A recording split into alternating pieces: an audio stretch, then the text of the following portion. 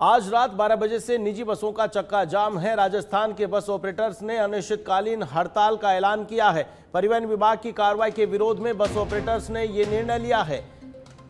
राजधानी जयपुर में आज रात 12 बजे से प्राइवेट बसों का चक्का जाम। राजस्थान के बस ऑपरेटर्स ने अनिश्चितकालीन हड़ताल का ऐलान कर दिया है। परिवहन विभाग की कार्रवाई के विरोध में बस ऑपरेटर्स ने ये निर्णय लिया है। कल जयपुर में प्रदेश भर के बस संगठनों और ऑपरेटर्स की बैठक में यह फैसला लिया गया।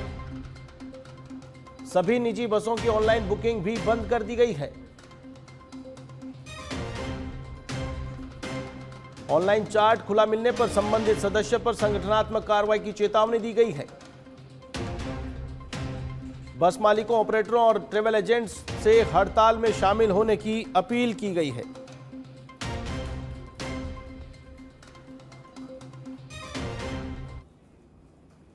राजधानी जयपुर से बड़ी खबर बता रहे हैं। देर रात बेकाबू कार ने तांडव मचाया है। बेकाबू कार ने 3 दुपहिया वाहनों को जोरदार टक्कर मारी है। हादसे में बाइक सवार पिता पुत्री की दर्दनाक मौत हो गई। हादसे में 4 अन्य घायल हुए, जिन्हें एसएमएस अस्पताल में भर्ती कराया गया। कार चालक को पुलिस ने हिरासत में लिया है। जयपुर के मालपुरा गेट थाना क्षेत्र में यह दुर्घटना हुई है। देर रात बेकाबू कार ने तांडव मचाया है। स्टेडियम है, वहाँ पर रात के 4 बजे के आसपास की घटना घटी थी, जिसमें एक कार चालक ने लापरवाही पूर्ण तरीके से अपनी गाड़ी को चला करके एक्सीडेंट किया, जिसमें एक फैमिली थी, जिसमें से एक बच्चे थी और उसके फादर की डेथ हो गई। इसके अलावा एक जने की डेथ हो गई, तो कुल मिलाकर 3 डेथ हो गई और 4 जने करीब इंजर्ड है। और हमने जो आरोपी है उनको डिटेन कर दिया और पूछताछ। जयपुर में एसएमएस मेडिकल कॉलेज गेट पर राजस्थान नर्सेज संयुक्त संघर्ष समिति का सत्याग्रह 58वें दिन भी जारी रहा। आमरण अनशन पर बैठे 4 नर्सिंग कर्मियों की तबीयत बिगड़ने पर उन्हें आईसीयू में भर्ती कराया गया है। समिति के अनुसार सेवा से हटाए गए अनुभवी नर्सेज की बहाली और 12 जून के लिखित समझौते को लागू कराने की मांग को लेकर आंदोलन चल रहा है। के यादव, महेश जाट पहले से आईसीयू में भर्ती हैं, जबकि गुड्डी सैनी और शबाना परवीन की हालत बिगड़ने पर उन्हें भी आईसीयू में भर्ती कराया गया है। समिति ने सेवा बहाली तक धरना और आमरण अनशन जारी रखने की चेतावनी दी है।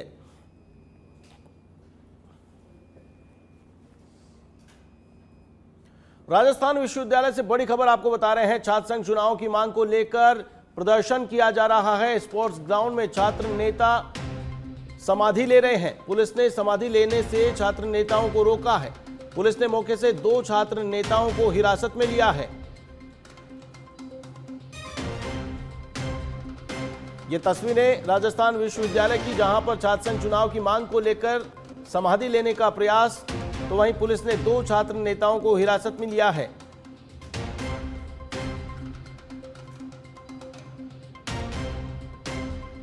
छात्र संघ चुनाव की मांग लगातार तेज होती जा रही है। स्पोर्ट्स मैदान में छात्र नेता समाधि ले रहे हैं। जमीन पर बने गड्ढे में बैठकर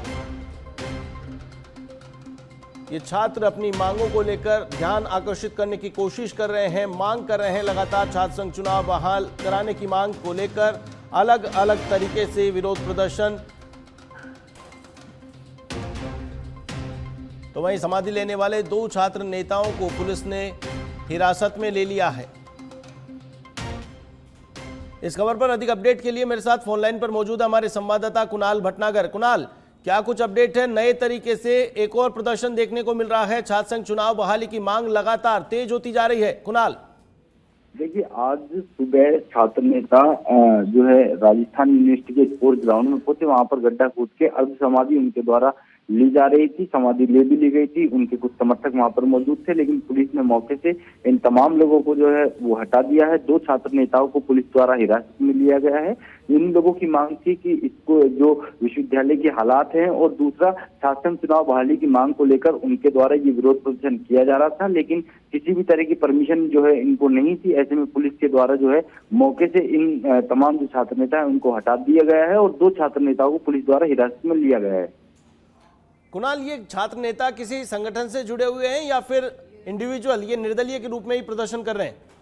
देखिए, जो लक्ष्य राज हैं वो निर्दलीय रूप से राजस्थान यूनिवर्सिटी में सक्रिय रहते हैं। पिछले दिनों भी उनके द्वारा जो है विरोध प्रदर्शन यहाँ पर किया गया था, लेकिन पुलिस ने जो है उनके दो साथियों को डिटेन कर लिया था। उस समय वो प्रदर्शन नहीं कर पाए थे। निर्दलीय के रूप में ये जो है युवाओं की आवाज राजस्थान यूनिवर्सिटी में उठाते रहते हैं। आज भी इनके द्वारा ये प्रदर्शन है वो इंडिविजुअल तौर पर किया गया था। कुणाल, ये विशेष प्रदर्शन देखने को मिला है। अब तक देखा गया था कि मुख्य गेट के बाहर धरना दिया गया है, नारेबाजी की जाती है, लेकिन अब ये समाधि वाला एक नया तरीका अपनाया गया है।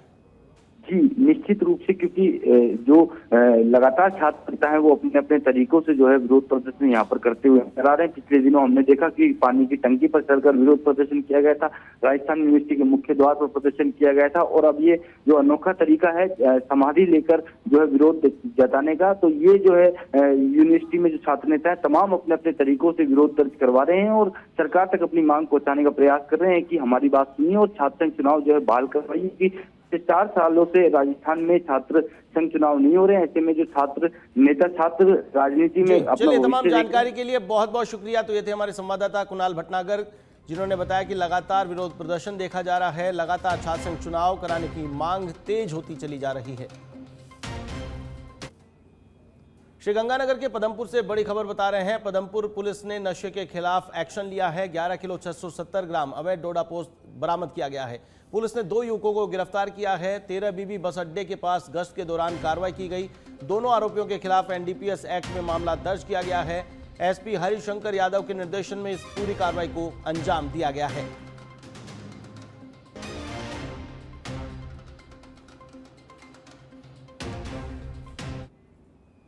प्रतापगढ़ जिले में राष्ट्रीय राजमार्ग 56 पर बड़ा हादसा हुआ है। आपको बता दें कि बारावरदा क्षेत्र में भूतियावाड़ घाटी स्थित नर्सरी के पास सूरत से चित्तौड़गढ़ जा रही राजस्थान रोडवेज की बस अचानक अनियंत्रित होकर सड़क किनारे खाई में जा गिरी।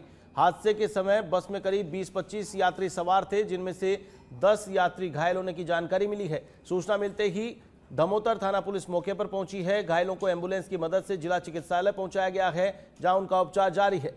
बस चालक जगदीश खटीक के सिर में चोट लगी है। चालक के अनुसार चित्तौड़गढ़ की ओर जाते समय अचानक बस के ब्रेक चिपक गए, जिससे बस अनियंत्रित हो गई और खाई में जा गिरी। वहीं एक घायल यात्री ने बताया कि सामने से आ रही कार को बचाने के प्रयास में चालक ने बस पर नियंत्रण खो दिया। ग्रामीणों के संभावित क्षेत्र है। ग्रामीणों ने गति अवरोधक, चेतावनी संकेतक और अन्य सुरक्षा इंतजाम करने की मांग की है। जोधपुर के बोरानाड़ा थाना क्षेत्र में व्यापारी से 2 करोड़ 45 लाख रुपए की ठगी के मामले में पुलिस ने बड़ी कार्रवाई करते हुए लेडी डॉन के नाम से मशहूर सुनीता बिश्नोई को गिरफ्तार किया है। आरोपी को अदालत में पेश किया गया, जहां से 14 अगस्त तक पुलिस रिमांड पर भेज दिया गया है। एसीपी नरेंद्र कुमार पारिक के अनुसार पीड़ित व्यापारी ने सुनीता बिश्नोई के खिलाफ धोखाधड़ी और करोड़ों की ठगी का मामला दर्ज कराया था। मामले की गंभीरता को देखते हुए पुलिस ने आरोपी को हिरासत में ले लिया है। पुलिस टीम अब आरोपी से सख्ती से पूछताछ कर रही है, ताकि ठगी के नेटवर्क और मामले से जुड़े अन्य लोगों का पता लगाया जा सके। एसीपी ने बताया कि सुनीता बिश्नोई के खिलाफ विभिन्न थानों में करीब 16 मुकदमे दर्ज हैं, जिनमें एनडीपीएस के गंभीर मामले भी शामिल हैं।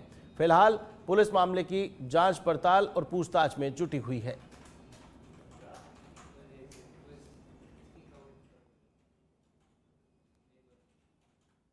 पर्वत सिंह राजपुरोहित है प्रार्थी। इसने बोरानाडा थाने में रिपोर्ट दर्ज कराई कि मेरे 2 करोड़ 45 लाख रुपए की इसने ठगी कर ली कि मैं तेरे काम करा दूंगा। मैंने इसको 2 करोड़ 45 लाख रुपए दिए।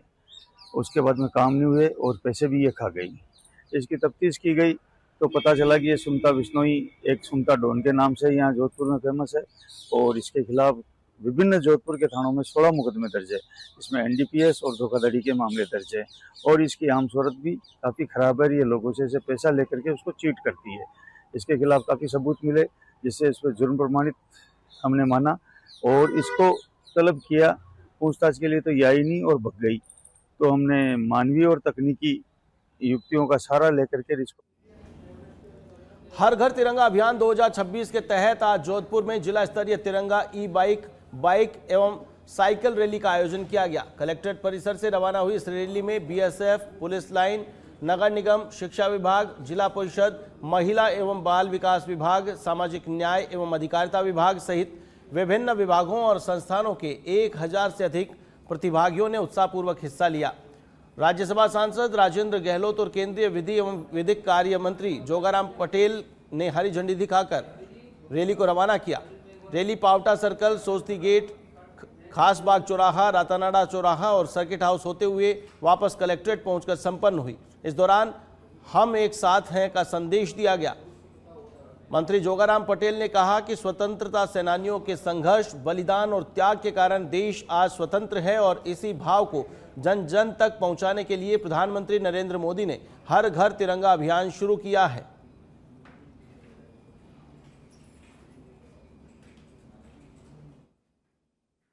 घर घर तिरंगा, तिरंगा हमारी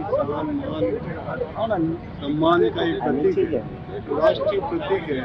आने वाली पीढ़ी में इस बात का अंकुरित हो संस्कार कि देश की आज़ादी में कई लोगों ने बलिदान दिया, जो देश की आज़ादी आज़ाद हम हुए हैं। इसलिए देश की आज़ादी और तिरंगा और राष्ट्रभक्ति का एक 1857 से लगाकर 1947 तक जो संघर्ष किया, बलिदान दिया, त्याग किया, तपस्या की, उसी के बलोदत आज हम स्वतंत्र हैं, हमारा गणतंत्र है। ये हमारे दिल में हो, हमारी जान में हो, हमारे मस्तिष्क में हो। इसीलिए आदरणीय नरेंद्र मोदी जी ने हर घर तिरंगा अभियान दिया। और ये हर घर तिरंगा अभियान मात्र एक अभियान नहीं है। हम सब उन शहीदों को याद करें, उनके बलिदान और त्याग को याद करें और अपने भारतीयता के प्रति प्रेम भावना और स्वतंत्रता का प्रेम भावना और हम सब देश प्रेम को आगे रखें, अपने दिल में रखें। हर क्षण हम अपने देश के प्रति बात करें, अपने देश को समर्पित होकर बात करें। और इसीलिए आज जोधपुर के कलेक्ट्रेट में इतना बड़े विशाल संख्या में बाइक रैली, स्कूटी रैली, गाड़ियों पे रैली, विशाल संख्या में जन समुदाय तिरंगा लहरा रहे, एक दृश्य देखने को भी बन रहा है। इसके लिए मैं सभी जो इस रैली में भाग ले रहे हैं उनको बहुत बहुत। प्रतापगढ़ के दीपेश्वर तालाब स्थित मुक्तिधाम परिसर में विराजमान प्राचीन भैरवनाथ मसान वाली महाकालिका माता मंदिर में कई दिनों से रोशनी की व्यवस्था नहीं होने के चलते अंधेरा छाया हुआ है। आस्था के इस प्राचीन स्थल पर दिन और शाम के समय बड़ी संख्या में श्रद्धालु दर्शन के लिए पहुंचते हैं, लेकिन रात में पर्याप्त रोशनी नहीं होने से उन्हें परेशानी का सामना करना पड़ रहा है। श्रद्धालुओं का कहना है कि मंदिर परिसर में अंधेरा होने के कारण रात के समय आने जाने में डर लगा रहता है। वहीं परिसर में सांप और बिच्छू दिखाई देने की बात भी सामने आई है, जिससे सुरक्षा को लेकर चिंता बढ़ गई है। स्थानीय लोगों के अनुसार मंदिर में प्रतिदिन महिला और पुलिस श्रद्धालुओं की कतारें लगी रहती है। ऐसे में पूरे परिसर में पर्याप्त प्रकाश की व्यवस्था जरूरी है। श्रद्धालुओं और मंदिर के पुजारी ने व्यवस्थाओं को लेकर नाराजगी जताई है। श्रद्धालुओं ने जिला प्रशासन और संबंधित विभाग से खराब पड़ी लाइटों को जल्द दुरुस्त कराने और मंदिर परिसर में पर्याप्त रोशनी सहित अन्य आवश्यक व्यवस्थाएं सुनिश्चित करवाने की मांग की है। और यहाँ पर टोटल लाइट्स सारी बंद है। यहाँ पता नहीं किसी ने बंद करी है या बंद करवाई गई है। तो नगर परिषद से ये निवेदन है कि यहाँ पे मुक्तिधाम में लाइटें वगैरह लगवाई जाए। यहाँ पे दादा का दरबार है और यहाँ पे मंदिर है। रात को भक्त लोग रविवार, अमावस, पूनम बड़ी आरती करते हैं और यहाँ आते हैं। और यहाँ पर लाइट बिल्कुल नहीं है। और अभी थोड़े दिन पहले भी यहाँ पे एक बड़ा लंबा सांप देखा गया, जिसमें भी अगर डर रहता है कि किसी को कभी काट ले कर ले। और यहाँ पे बिल्कुल अंधेरा है, भक्त लोग अंदर। यहाँ पे 6-7 दिन से लाइट नहीं है, वो टाइम से लाइट नहीं है। सांप बिच्छू जानवर आ रहे हैं, परेशान हो रहे हैं। भक्त सब आते हैं यहाँ पे, सब परेशान होते हैं। रोज़ रात को अंधेरा खूब होता है यहाँ पे, आए दिन जानवर निकल रहे हैं। कल भी एक बहुत बड़ा 8 फीट का सांप निकला था यहाँ पे 6-7। अभी 2 दिन बाद हरियाली अमावस का त्यौहार है, जिस टाइम यहाँ पे बहुत सारी पब्लिक भी आई है, जिससे क्या यहाँ पे रात बिरात कुछ भी हादसा हो सकता है, क्योंकि यहाँ पे जीव जानवर घूमते रहते हैं रात को। कोई भी टाइम पे कभी भी आ सकता है आदमी, कोई भी। यहाँ पे जल्द से जल्द। झुंझुनू स्थित शिवालयों में सुबह से ही शिव भक्तों की भीड़ उमड़ रही है। श्रद्धालु बिल्वपत्र, दूध, फूल, जल आदि से भगवान शिव का अभिषेक कर उन्हें प्रसन्न करने में जुटे हुए हैं। शहर के प्राचीन एवं प्रसिद्ध बावलिया की बगीचे स्थित शिव मंदिर में भी भक्तों की लंबी कतारें लगी हुई हैं। श्रद्धालु कतारों में लगकर शिवलिंग पर जलाभिषेक कर रहे हैं।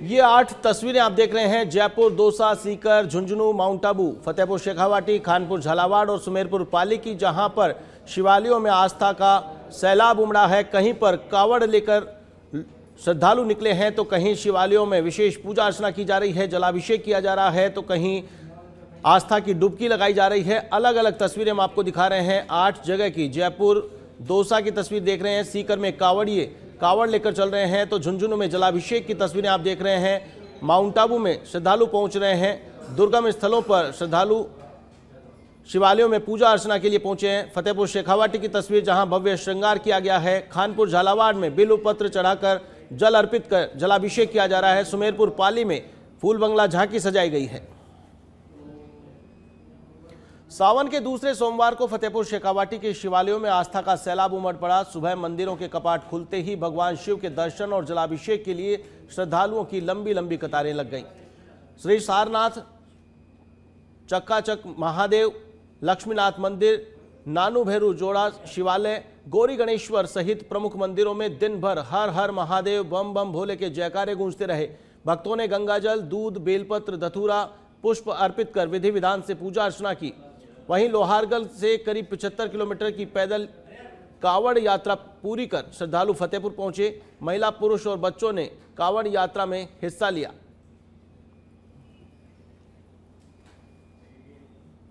हम लोग लोहागढ़ जी से कावड़ लेके आए हैं।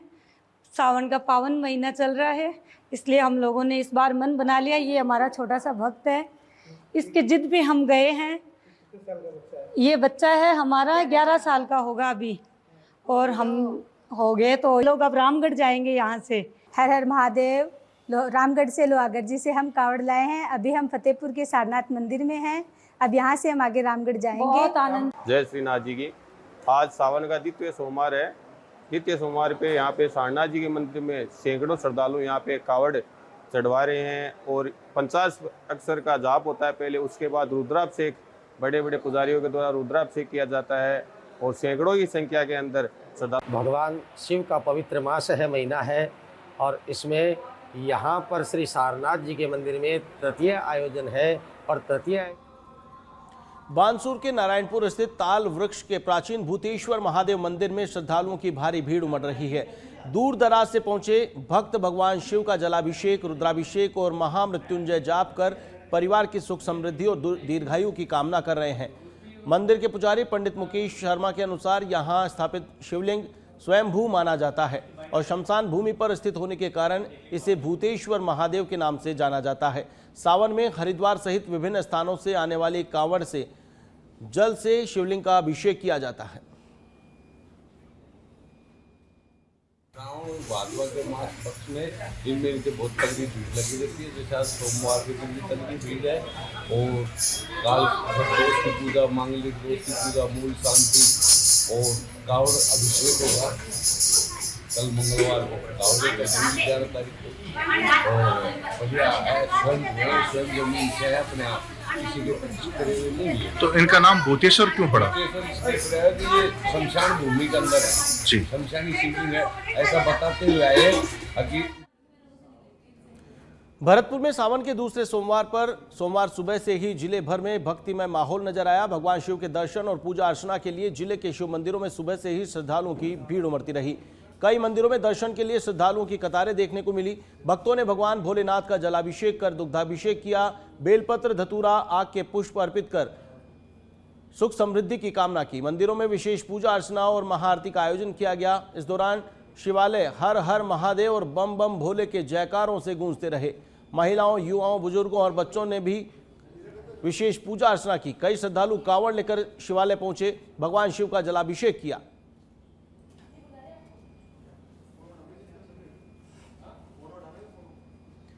सीकर में सावन के पवित्र महीने में भगवान भोलेनाथ की भक्ति का रंग शहर में अलग ही नजर आने लगा है। गंगोत्री से गंगाजल लेकर करीब 1000 किलोमीटर से अधिक की पैदल कांवड़ यात्रा पूरी कर 20 शिव भक्त रविवार को सीकर पहुंचे। शहर में प्रवेश करने पर पिपराली रोड, चौराहा, त्रिमूर्ति मंदिर सहित विभिन्न स्थानों पर शिव भक्तों का पुष्प वर्षा और पुष्पहार से भव्य स्वागत किया गया। 13 जुलाई को सीकर से संतों के सानिध्य में हमारी यात्रा रवाना हुई थी। 15 जुलाई को हम गंगोत्री पहुंचे, गंगा घाट पे गए, गंगा स्नान किया। कावड़ यात्रा 15 जुलाई से हमने रवाना की थी गंगोत्री से। काफी अच्छा आनंद रहा और भक्ति में लीन होते हुए सिकर की ओर बढ़े थे और गंगोत्री धाम में स्नान किया। स्नान करने के बाद हमने वहाँ से 5:15 बजे हमारी कावड़ यात्रा को प्रारंभ किया था सीकर के लिए। और हम ये यात्रा, हमारे बड़े भाई साहब है सुरेश जी अन्ना, इनके नेतृत्व में ये यात्रा करते हैं और इनका हमारे लिए बहुत ही बड़ा योगदान है जो हमें ये यात्रा करवा रहे हैं। डीडवाना में सावन माह के चलते भगवान भोलेनाथ की पूजा अर्चना का दौर जारी है। शहर के विभिन्न शिवालयों में सुबह से ही श्रद्धालुओं की भीड़ उमड़ रही है। नीलकंठ महादेव कांवड़ संघ डीडवाना के तत्वावधान में सामोद के मालेश्वर महादेव से 7 दिवसीय पैदल कांवड़ यात्रा पूरी कर दर्जनों शिव भक्त डीडवाना पहुंचे। शहर में प्रवेश करने पर कांवड़ियों का पुष्प वर्षा और पुष्पहार से स्वागत किया गया। इस दौरान डीजे की भक्तिमय धुनों पर शिव भक्त झूमते नाचते गाते नजर आए, बम बम भोले के जयकारे लगाते हुए आगे बढ़ते नजर आए, जिससे पूरा शहर का माहौल शिवमय नजर आया। कांवड़िए सामोद से पवित्र सरोवर से जल लेकर डीडवाना पहुंचे।